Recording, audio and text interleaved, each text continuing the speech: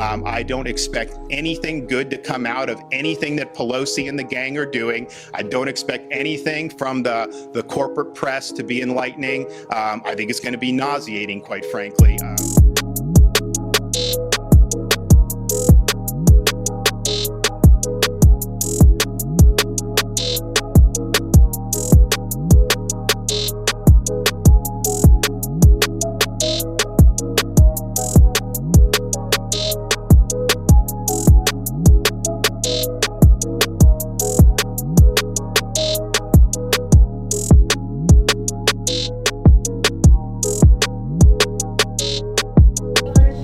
Your anniversary of the January 6th attack on the U.S. Capitol. You obviously were a U.S. House member.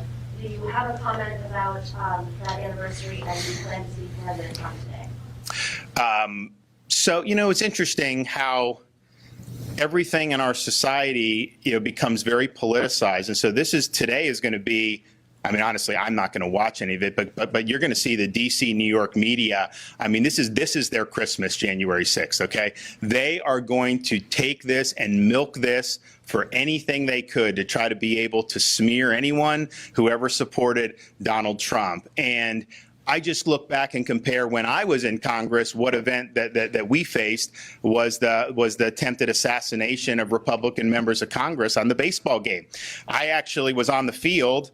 This guy, who was a big Bernie Sanders guy, was definitely a politically motivated attack. Came up, pulled his van, and we didn't think anything of it. We walked out to go to the car, and we came in contact with him. He wanted to know if it was Republicans out there. We get in the car, leave, and then we find out he shoots up a bunch of people. And had you not had the Capitol Police there, you probably would have had a dozen people assassinated. That was like a 1-day, 2-day story. That was not something that the Capitol-based press wanted to talk about. Why? Because it totally undercut their preferred narratives. January 6th allows them to create narratives that are negative about people that supported Donald Trump. Look, if you obstruct a proceeding, all about hold people accountable. If you're rioting, hold accountable. But let's just be clear here. When they try to act like this is something akin to the September 11th attacks, that is an insult to the people who were going into those buildings. And it's an insult to people when you say it's an insurrection and then a year later, nobody has been charged with that.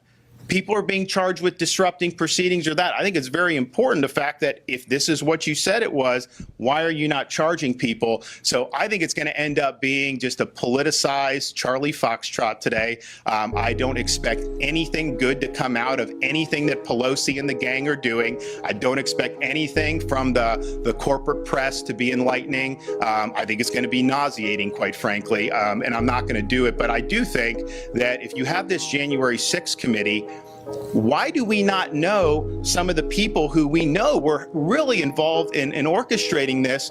They got pulled off the most wanted list. Christopher Wray was asked at the under oath what FBI was involved in that, and he would not answer the question. And so I think that this is something that has really been used for political narrative and posturing purposes. I don't think it's been effective. People here in Florida, they care about inflation, and they care about gas prices and education and crime and all the key issues that are so important. And that's what they talk to me about. But there is an obsession with this amongst the DC, New York journalist class. And again, I think it's because it allows them to spin a narrative that they want to spin. They did not care as much about what happened after 2016, when you had a false Russia collusion conspiracy theory that was put on for years, because they were involved when doing it, and how that may have damaged trust in institutions or all that. So I just think that it is what it is, but it's not something that I've been concerned about in my job here, because quite frankly, it's not something that most Floridians have been concerned about. They're concerned about their jobs, education, inflation, gas prices, all those things. And I wish the Congress of the United States would be concerned about those pressing issues as well. Sadly, they're not. They're going to use this to be able to get more TV time. And some of them who are probably the most loud probably will end up vacationing in Florida at some point as well. Thank you.